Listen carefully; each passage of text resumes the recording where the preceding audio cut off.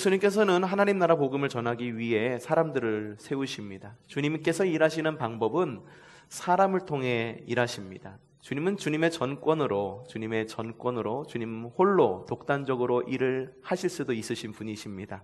하지만 주님께서는 하나님 나라를 세워 가시고 주님의 일을 하시는 데 있으셔서 성도들을 이용하십니다. 그리고 교회를 사용하십니다. 저는 우리 교회와 우리 성도들이 하나님께 쓰임받는 믿음의 교회와 성도들 되기를 바랍니다. 예수님께서 그분의 공생애를 모두 마치신 다음에 제자들을 부르십니다. 그리고 제자들을 세상으로 파송하십니다. 예수님의 제자 몇 명? 12명의 제자들. 그리고 12명의 제자들 이외에도 70명의 순회 전도자들을 부르시고 세상을 향해 파송을 하십니다. 그들에게 큰 능력을 주세요. 어떤 능력이냐? 악한 영을 제어하는 능력. 여러분에게도 그런 능력이 있기를 바라시나요? 예, 악한 영을 제어하는 능력. 또 하나의 능력은 병을 고치는 능력과 권위를 그들에게 부어주시고 그들을 세상으로 파송하십니다. 야, 주님께서 그러한 능력을 주시고 파송하신다면 우리도 담대함으로 세상을 향해 나아갈 수 있을 것 같아요. 그런가요? 예, 여러분에게 그런 은혜가 있기를 좀 바랍니다. 예, 그런데요. 근데 주님께서 주시지 않은 것이 있어요. 주시지 않은 것이 무엇이냐? 성경에는 이렇게 적혀 있습니다. 함께 읽어보죠. 시작. 길을 떠나는 데는 아무것도 가지고 가지 말라. 지팡이도 자루도 빵도 은화도 가져가지 말고 2벌씩은 가지고 가지 말라. 어느 집에 들어가든지 거기에 머물다가 거기에서 떠나가거라 라고 주님께서는 말씀하십니다. 주님께서는 모든 영적 능력을 제자들과 70명의 순회 전도자들에게 부어주셨습니다. 그런데 그것만은 가져가지 말래요. 아무것도 가져가지 말라. 지팡이를 가져가지 말라. 지금 말하면 지팡이라고 하는 것은 내가 이동하는 데에 도움이 될 만한 그 어떤 물건을 말합니다. 지팡이로 짚고 가고 걸어가는 데 도움이 되죠. 그 어떤 물건도 가져가지 말아라. 자루도 가져가지 말아라. 자루라고 하는 것은 여러분 무엇인가를 담을 만한 것, 그쵸? 자루도 가져가지 말아라. 빵도 가져가지 말아라. 뭔 말입니까? 도시락사 가져가지 말아라. 음식도 준비하지 말아라 라고 하는 거죠. 은화도 가져가지 말아라 라고 하는 거예요. 이게 뭔 말입니까? 야, 가는데 신용카드나 현금 가져가지 마 라고 이야기를 하고 있는 거예요. 야, 주님께서 그들을 완전히 벌거벗겨 놓은 거예요. 내가 너희에게 악한 영을 제어하고 병 고치는 권위와 능력을 부어줄 건데 너희는 대신 아무것도 가져가지 마. 대신에 예수님께서는 그들에게 어떠한 도움을 예비해 주셨는데 그 도움이란 무엇이냐? 함께 읽어보죠. 시작. 거기에 평화를 바라는 사람이 있으면 그 사람에게 내릴 것이요. 그 평화가 거기서 주는 것을 먹고 마셔라. 일꾼이 자기 삭슬 받는 것이 이 집 저 집 옮겨 다니지 어느 거울에 들어가든지 너희에게 차려주는 음식을 주님께서 약속하신 거는 바로 이거예요. 너희가 직접 준비하지는 않지만 내가 먼저 앞서가서 사람들의 마음을 움직이고 사람들을 통하여 예비해 줄 것이니 너희는 가서 그런 사람들의 도움을 받아라 라고 하는 것입니다. 이러한 전도의 영적 원리는 초대교회의 전통으로 이어지게 돼서 초대교회의 많은 그런 전도자들은 그냥 이러한 그런 어떤 무전전도 여행처럼 그렇게 전도 여행을 하곤 했습니다. 예수전도단이라고 하는 그런 선교단체가 있어요. 여기에는 DTS라고 하는 그런 Discipleship Training School의 약자 맞나요? 하여튼 그 정도 될 것 같은데 제자 훈련 학교 정도가 되는 그 DTS 훈련에 여러 커리큘럼이 있는데 마지막 코스가 뭐냐 하면 무전 전도 여행을 시킵니다. 이곳으로 가세요. 저곳으로 가세요. 그런데 무전전도 여행을 시키는데 계획을 갖고선 보내는 것이 아니라 그 지역으로 가서 그 지역에서 매일매일 하나님의 도우심, 주님의 채우심을 경험하면서 한번 전도여행을 떠나보십시오 라고 전도여행을 시킵니다. 처음에 그 무전전도여행을 시키면 사람들이 좀 굉장히 걱정을 많이 한다라고 이야기를 해요. 야, 이곳에 아는 사람도 없는데, 내가 사는 지역도 아닌데 이곳에 가서 무엇을 먹고 무엇을 입지? 어디서 잠을 자지? 걱정을 많이 한다라고 그래요. 근데 막상 파송을 받아서 그곳에 가면은요, 하나님께서 예비해 두신 사람들을 그렇게 많이 만난다라고 그래요. 실제로 예수전도단에서 있었던 그런 모든 앞선 그런 커리큘럼보다도 이 무전전도 여행을 통해서 은혜를 받고 결단하고 그리고 도전을 받아서 성장하는 사람들이 그렇게 많다라고 이야기를 합니다. 생각지도 못한 곳에서 잠자리를 제공해주고, 생각지도 못한 곳에서 음식을 제공해주고, 그리고 김치 한 포기 내어주는 그 사람이 그렇게 고마울 수가 없더라고 하는 거죠. 이렇게 예수님 시대의 순회 전도자들도 그렇게 전도 여행을 했습니다. 그들을 성경에서는 어떻게 표현하냐 하면은 나그네라고 하는 말로 표현되기도 하는데, 오늘 말씀에 나오는 그 중요한 인물인 가이오라고 하는 사람이 이 나그네에 대해서 어떻게 대했는지를 보면은 이 가이오라고 하는 사람이 얼마나 중요한 사람인지를 갖다가 여러분들은 알 수 있을 것입니다. 가이오라고 하는 인물은요, 성경상에서 이 인물이 어떤 인물이고 누구인지는 알 수가 없습니다. 이 사람이 과연 어디에 살았던 사람이고, 그리고 이 사람이 과연 학식이 얼마이고 가진 재산이 얼마이고 자녀가 몇 명이고, 이런 정보는 성경에는 나와 있지는 않아요. 어떤 누구인지는 알 수 없지만 이 사람이 사람 됨됨이를 알 수 있는 성경 구절이 오늘 말씀에 나와 있습니다. 뭐라고 나와 있냐면 이렇게 적혀 있습니다. 함께 읽어보죠. 시작. 여기서 사랑하는 자여 라고 이야기하는 건 누굴 말하는 걸까요? 예, 가이오를 말하는 겁니다. 함께 읽어보죠. 사랑하는 자여, 내가 무엇이든지 형제 곧 나그네 된 자들에게 행하는 것은 신실한 일이니 라고 기록되어 있어요. 자, 나그네 된 자들에게 신실한 자다라고 이야기를 했습니다. 근데 이 나그네는 누구였을까요? 실제로 나그네이기도 하고요. 그리고 또 어떤 사람이었냐 하면은 또 이런 사람이었습니다. 성경 말씀에 이렇게 적혀 있어요. 한번 읽어보죠. 시작. 내게 있는 증언하되 내가 진리 안에서 행한다 하니 내가 심히 기뻐하느라. 또 이렇게 적혀 있습니다. 한번 읽어보죠. 시작. 사랑하는 자여, 내가 무엇이든지 형제 곧 나그네 된 자들에게 행하는 것은 신실한 일이니 그들이 교회 앞에서 너의 사랑을 증언하였느니라. 내가 하나님께 합당함에 그들을 전송하면 좋으리로다 라고 적혀 있습니다. 순회 전도자들은 파송을 해서 그곳에서 복음을 전한 다음에 그들이 속해 있는 교회로 다시 돌아옵니다. 다시 돌아와서 전도했어요 이거로 보고서 쓰고 끝나는 것이 아니라 많은 성도들 앞에서 간증하고 설교하는 시간을 가진 거예요. 근데 순회 전도자들이 어느 지역을 갔는데 그곳에 누가 있었느냐? 가이오라고 하는 사람이 있었던 거예요.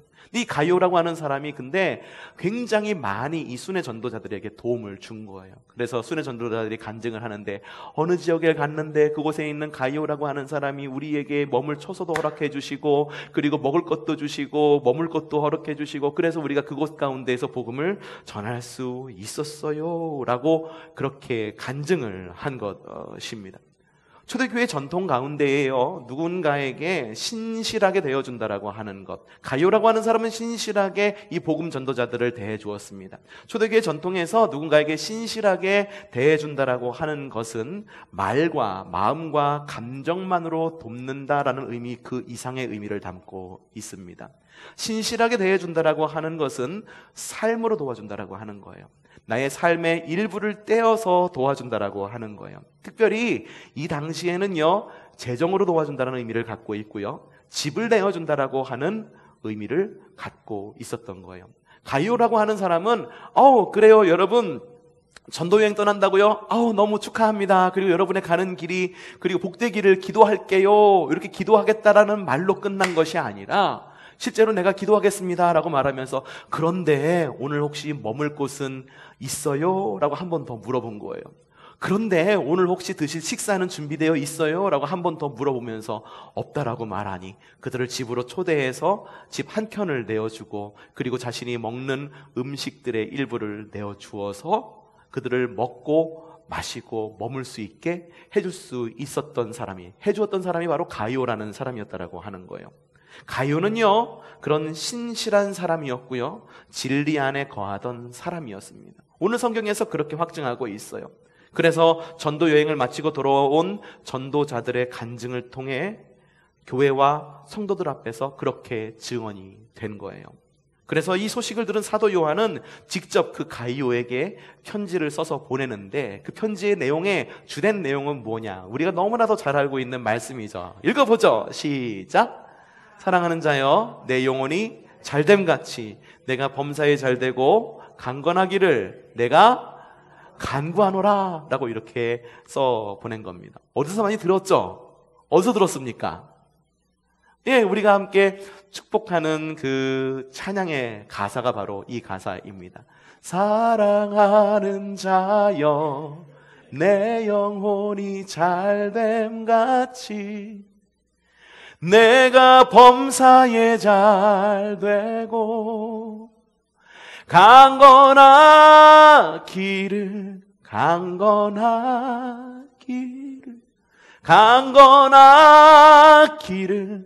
내가 주께 간구하노라. 사도 요한이 얼마나 마음 가운데 그 감사하는 마음이 있으면은 이러한 편지를 가이오에게 써서 보낸 것입니다. 여러분에게도 이러한 복이 있기를 바랍니다. 누군가를 잘 도움으로 누군가에게 그러한 축복의 그런 말 혹은 복을 비는 그런 하나님의 복이 여러분들 가운데 있기를 바랍니다. 자, 오늘은 새 출발을 시작하는 모든 이들을 위한 말씀입니다. 그리고 새로운 결심을 하고 영적으로 뭔가 내가 새로운 어떤 길을 떠나고 싶습니다라고 결단하고 싶은 모든 성도들을 위한 말씀입니다. 과연 오늘 말씀을 통해서 주님께서 우리에게 어떠한 은혜를 주실까요? 자, 첫 번째로요, 여러분들에게 부탁드리고 싶은 것은 새로운 출발을 결심하고 새로운 출발을 하시면서 작은 변화를 시작하는 여러분들 되시기를 바랍니다. 여러분, 하나님 나라를 살아간다라고 하는 것은 인생 역전하는 것, 물론 우리가 하나님의 나라를 살아가면은요, 우리의 인생은 역전이 됩니다. 우리의 삶은 역전이 돼요. 가던 길을 멈추고 주님께로 역전하는 삶을 살아갑니다. 그 가운데에 마음 가운데 고민이 있거나 마음 가운데 어려움이 있었던 사람들이 주님의 삶으로 주님에게로 마음을 돌이키면서 마음 가운데 기쁨이 넘치고 그리고 복된 삶을 살아가게 된다라고 하는 거죠. 그런데요, 우리가 하나님 나라를 살아간다라고 하는 것은 어떠한 의미를 갖고 있냐 하면은 가이오가 신실한 마음으로 순회 전도자들에게 한 끼 식사와 하룻밤 잠자리를 제공해 준 것처럼 우리의 도움이 필요한 이들에게 예수님의 이름으로 필요를 제공해주고 또한 우리의 삶의 일상에서 정직한 삶의 원칙을 지키면서 작은 정의와 공의의 신실한 삶을 살아가는 것, 바로 그곳으로부터 시작된다라고 하는 것입니다. 우리의 삶이 예수님을 믿고 어느 날 갑자기 짠 하고 완전히 달라지면 얼마나 좋겠습니까? 그런데요, 여러분 스스로를 여러분이 더 잘 아시지요? 여러분 예수님 믿고서 어느 날 갑자기 짠 하고 바뀌셨나요? 물론 주님께서 마음만 잡수시면은 짠하고 완전히 바꾸실 수도 있으세요. 여러분의 모든 것을 뒤집어서 가지고 있는 것을 모든 것을 우상으로 삼던 것을 모든 것을 다 빼앗아 가심으로써 야 너는 주님의 은혜 안에서 아니면 못 살아 라고 말하면서 주님께서 완전히 변화시킬 수도 있으세요. 하지만 주님은 여러분을 믿으세요. 여러분을 믿으심으로 여러분의 삶의 변화를 갖다가 이루시기를 원하신다라고 하는 거예요. 근데 그런 변화가 여러분들 어느 순간 한순간에 쫙 바뀝니까? 그동안에 막 중독에 있었던 사람이 예수님을 딱 믿은 다음에 내일부터 중독에 딱 끊어지고 그런 일들이 실제로 일어나기는 합니다.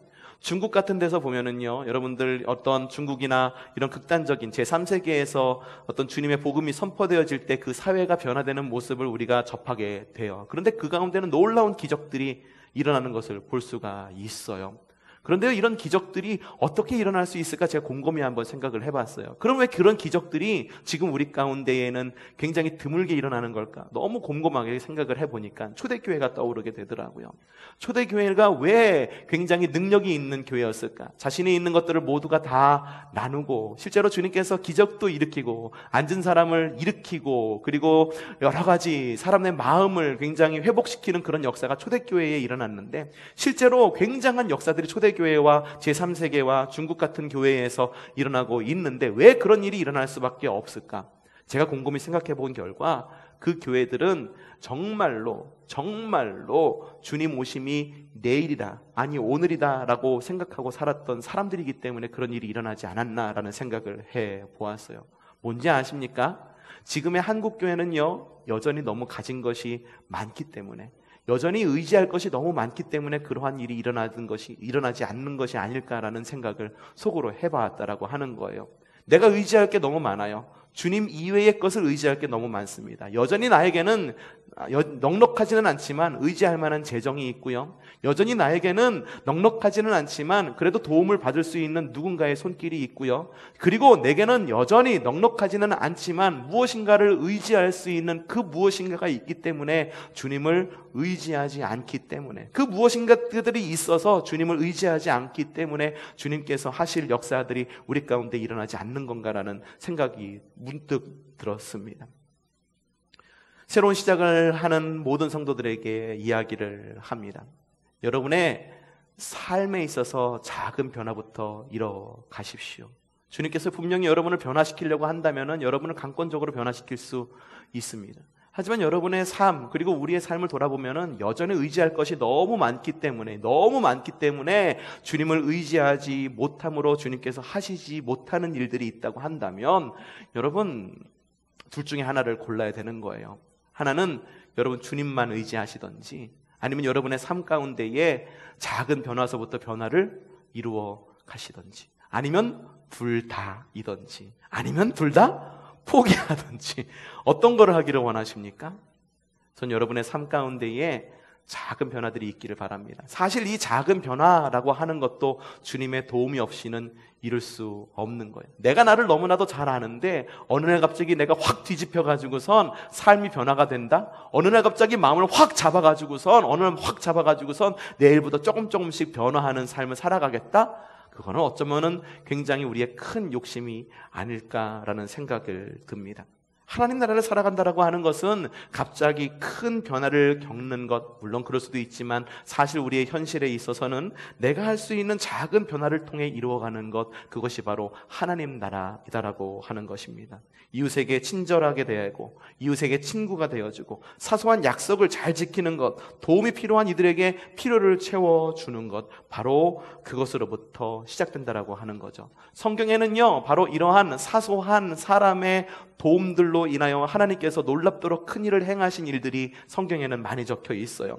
작은 어린이의 오병이어, 보리떡 5개와 물고기를 통해서 수천 명이 모인 그 모임의 자리를 축제의 자리로 바뀐 것을 볼 수가 있습니다. 단순히 물동이에 물을 채웠을 뿐인데 주님께서는 결혼식장에 그 물동이를 뭐로 바뀌었나요? 포도주로 바뀌어서 그 결혼식장을 완전히 역선시켜서 축제의 자리로 바뀐 것을 볼 수가 있습니다. 나사로가 죽었어요. 나사로가 죽었는데 그 주님께서 오셔가지고 원했던 거는, 야, 네가 나사로를 살려라고 말했던 것이 아니라 주님께서 원하셨던 건 단 한 가지입니다. 바로 돌을 옮겨 놓아라. 사람들이 돌을 옮겨 놓는 그런 하나의 단순한 수고를 통해서 죽은 나사로를 살리시는 분이 바로 우리의 주님이시다라고 하는 거예요. 그러니 우리가 할 것은 무엇인지 아십니까? 큰 변화? 내가 나를 아는데, 주님이 나를 아는데 큰 변화를 원하실까요? 아니에요. 주님께서 원하시는 것은 우리에게 믿음이 있음을 보여주는 것 뿐이에요. 우리의 믿음이 있음을 보여주는 것, 그게 뭐냐 하면은 오늘 분량만큼의 변화입니다. 오늘 분량만큼의 믿음의 행동이에요. 믿음만 가지고 있는 것이 아니라 그 믿음을 하나의 작은 행동으로 보여주는 것, 주님께서 우리에게 원하시는 것이다라고 하는 거죠. 그러니 여러분, 작은 변화를 이루어가는 믿음의 새 출발들이 되시기를 바랍니다. 어제에 그 이만큼 미워했던 사람이 오늘은 조금 작게 조금 미워하면 되고요. 이만큼 미워했던 사람이 요만큼만 미워하고, 요만큼만 미워했던 사람이 조금 덜 미워하고, 이만큼 불평불만하던 사람이 요만큼 덜 불평불만하고, 이만큼 언제나 그런 삶 가운데 부족함을 느꼈던 사람이 주님 안에서 요만큼만 삶의 부족함을 느끼고, 이웃에게 친절히 대하고, 그런 것들을 통해서 주님은 하나님 나라를 이루어 가신다라고 하는 것입니다.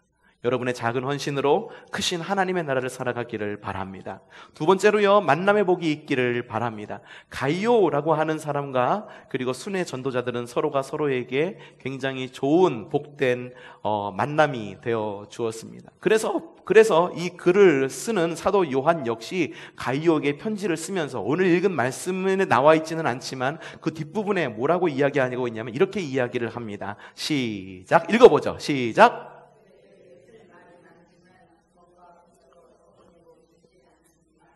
그대를 곧 만나게 되기를 바랍니다. 그러면 우리가 얼굴을 마주보고 만나게 될 것입니다. 사도 요한이 가이오에게 편지를 쓰면서 이렇게 이야기하는 거예요. 뭐냐면은 지금은 편지를 써서 이제 만나보고 있지만 앞으로는 얼굴과 얼굴을 만나서 조속한 시일 내에 빨리 만나게 되어서 나도 당신에게 복된 사람이 되어주고 싶어요. 우리가 빨리 얼굴과 얼굴을 맞대고 서로에게 복된 만남이 이루어지기를 바랍니다 라고 사도 요한은 그렇게 써 내려가고 있다라고 하는 거예요. 여러분에게도 복된 만남이 있기를 바랍니다. 여러분이 가는 곳마다 만나는 사람마다 그분이 여러분에게 좋은 영향력을 끼치는 그러한 만남이 있기를 바랍니다. 그 누구보다도 제가 원해요. 그래서 주님께서 원하시고요. 그래서 여러분들이 선하고 좋은 믿음의 사람들을 많이 만나서 여러분들의 삶 그리고 우리의 교회가 더 아름답게 변화되는 믿음의 삶이 되기를 바랍니다. 그리고 또한 여러분들이 누군가에게 좋은 만남이 되어주기를 바랍니다. 그래서 사람들에게 선한 영향력을 끼치고 좋은 친구가 되어주셔서 그리하여서 그 사람이 성장하고 신앙이 자라나고 그 사람의 삶 가운데 기쁨이 넘칠 수 있는 좋은 말과 좋은 행동으로 하나님께 영광을 돌리는 그런 성숙한 성도들이 되기를 바랍니다. 하지만 기억해야 될 것이 있습니다. 뭐냐 하면 그러한 만남의 복은 저절로 이루어지는 걸까요? 여러분, 대부분의 부모님들 결혼을 정년기에 둔 어떤 그런 부모님들이 언제나 저에게 부탁하는 것이 있어요. 뭐냐 하면 이거예요. 우리 애가 있잖아요. 이제 저런 정년기가 됐는데 제발 좀 믿음의 사람을 만나면 좋을 것 같아요. 목사님 기도해 주세요 라고 그렇게 기도 부탁을 하시는 성도들이 종종 있습니다. 그런데 이렇게 가만히 들여다보면은요, 그런 믿음의 사람을 만날 만한 구족 가운데에 그 자녀들이 있지를 않아요. 그래서 여쭤봅니다. 그러면은 자녀분은 신앙생활을 열심히 하시나요? 아니요. 중학교 때까지는, 이것도 고등학교나 대학교도 아니에요. 중학교 때까지는 열심히 믿어서 썼는데요. 그 다음에 신앙을 잃어가지고 군대 가가지고선 그때 세례받았다고는 하는데, 사실 그때 세례받으신 분 많으시죠? 그때 세례받았다고 하는데 지금은 신앙생활 하지 않아요 라고 이야기를 해요. 그러면 어디서 믿는 사람을 만납니까? 그 사람이 어디서 신앙생활을 합니까? 여러분, 고래를 잡으려면 어디를 가야 됩니까? 고래를 잡으려면 어디로 가야 됩니까? 바다로 가야 되는 거예요. 고래를 잡으려면은요, 바다로 가야 되는 거예요. 만약에 여러분의 자녀가 정말 믿음의 신실한 배우자를 만나기를 원한다고 한다면 여러분의 자녀는 지금 어디에 있어야 됩니까? 믿음의 신실한 사람이 있는 그 모임 가운데 있어야 되는 거예요. 우리 자녀가 맨날 주말만 되면은 나가가지고서 맨날 나이트클럽에서 열심히 놀아요. 그럼 누구를 만날까요? 나이트클럽에 있는 사람을 만나는 거예요. 우리의 자녀가요, 맨날 놀러 다니기 좋아하는 어떤 동호회 사람들하고 어울리는 시간을 보내는 거예요. 그러면 누구를 만날까요? 동호회에 있는 사람이 만나는 거예요. 여러분의 자녀가 정말로 주님 안에 있는 신실한 사람을 만나기를 원한다고 한다면 여러분의 자녀의 발걸음을 어디를 향해야 되는지 아십니까? 믿음의 신실한 사람이 있는 그곳에 있어야 되는 거예요. 고래를 잡으려면 어디를 가야 된다? 바다를 가야 된다. 제가 어느 청소년 집회에 가가지고선 이 얘기를 물어봤어요. 여러분, 고래를 잡으려면 어디를 해야 됩니까? 그러나 이 장난기 많은 한 남자애가 손을 벌쩍 들면, 목사님, 고래를 잡으려면 병원을 가야 됩니다 라고 이야기하는데요, 여러분, 고래를 잡으려고 한다면은요, 사실 고래를 잡으려면은요, 바다를 가야 됩니다. 고래를 잡으려고 하는데 여러분, 호수로 가면은 고래를 잡을 수 있습니까? 없습니다. 민물에서 잡을 수 있는 고기는 민물고기일 뿐이다라고 하는 거예요. 여러분에게 좋은 만남이 있기를 원합니까? 그러면 좋은 만남의 자리를 가는 여러분들 되시고요. 여러분의 자녀가 좋은 믿음의 사람들을 만나기를 원하십니까? 그러면 여러분의 자녀의 발걸음이 좋은 만남의 자리를 향할 수 있도록 자녀들에게 권면하고 자녀들을 이끌어서 그런 자리로 이끌어줄 수 있는 지혜가 여러분에게 있기를 바랍니다. 동역자 배우자, 좋은 믿음의 동역자, 믿음의 배우자를 만나려고 한다면 믿음의 사람이 모이는 곳, 그곳이 여러분의 삶의 영역이 되어야 된다라고 하는 것입니다. 그리고 또 하나 부탁드리고 싶은 것은 여러분의 삶의 영역 자체가 그러한 좋은 영역이 되기를 바랍니다. 내가 언제나 남에게 좋은 영향력을 받기만을 바라요. 하지만 여러분 스스로가 선한 영향력을 끼쳐서 야, 아무개 권사님, 아무개 집사님, 아무개 장로님, 그 아무개 집사님, 권사님, 장로님한테 가면은 내가 힘을 얻어. 야, 그리고 그분한테만 가면은 정말로 내가 선한 영향력 안에 있다라고 하는 것, 주님 안에 있다라고 하는 것을 믿음에 가라고 그런 믿음을 줄 수 있는 그런 선한 영향력의 사람이 되시기를 바랍니다. 자, 매일의 삶에서 하나님 나라의 가치관을 갖고 선행을 행하는 여러분들 되시기를 바랍니다. 정직한 삶의 원칙을 지키는 여러분들 되시기를 바랍니다. 그리고 작은 정의와 공의를 이루는 그런 첫 발을 떼는 여러분들 되시기를 바랍니다. 그리고 가이오처럼 완전한 하나님 나라를 누리면서 누군가에게 좋은 만남이 되어주는 여러분들 되시기를 바라고요. 그리고 순회 전도자들이 가이오와 같은 좋은 사람을 만났듯이 여러분들도 가는 곳마다 좋은 사람을 만나는 복이 여러분들에게 있기를 바랍니다. 또 한 가지 말씀드리고 싶은 것은 새로운 출발을 두려워하지 않는 여러분들 되시기를 바랍니다. 언제나 새로운 출발을 하려면 걱정이 앞섭니다. 나의 앞에 이러한 변화가 있을 것 같은데 그 변화에 이게 몰두하게 되면은요, 그 변화가 오히려 나를 막 집어 삼켜요. 걱정이 막 머리를 막 뒤집어 삼켜갖고 내 마음을 굉장히 어렵게 만듭니다. 하지만 여러분들 그거 아십니까? 아무리 어려운 환경 가운데 놓여도 그것 가운데에서도 주님은 우리와 함께 하신다라고 하는 거고요. 우리가 아무리 어려운 환경 가운데 있다 한다 할지라도 그 환경에서 헤쳐나갈 길을 반드시 여러분은 찾아내실 수 있으실 거다라고 하는 거죠. 주님께서 우리에게 지혜를 주셔서 그리고 주님께서 우리와 함께 하심으로 그 길을 주님께서 우리에게 복되게 가게 하실 줄로 믿습니다. 그러니 새로운 시작을 두려워하지 않는 여러분들 되시고요, 실패를 두려워하지 않는 여러분들 되시기를 바랍니다. 순회 전도자들도 복음 전도의 실패를 경험했습니다. 그래서 주님께서 말씀하셨잖아요. 만약에 복음을 받아들이지 않으면은 그냥 포기하고 떠나가라라고 이야기를 합니다. 순회 전도자들, 예수님이 파송한 사람들이라고 해서 실패하지 않았나요?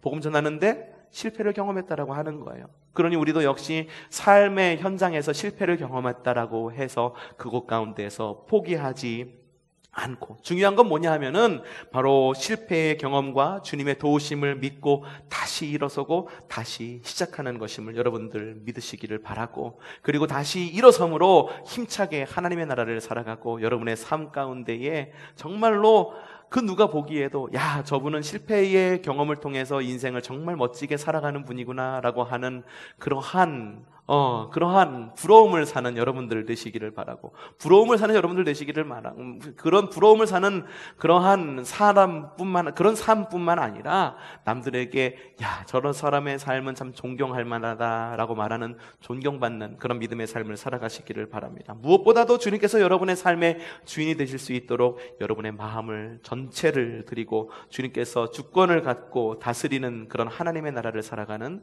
저와 여러분이 되시기를 주님의 이름으로 축복합니다. 제가 옆에 있는 분들에게 다시 한번 이야기하겠는데요, 뭐냐 하면 그렇게 이야기했으면 좋겠어요. 우리 함께 새롭게 출발합시다. 그렇게 인사하면서 우리 말씀 마치도록 하죠. 우리 새롭게 출발합시다. 예, 우리 새롭게 출발하도록 합시다. 새롭게 출발함으로 하나님께 영광을 돌리는 믿음의 성도들 되시기를 주님의 이름으로 축복합니다.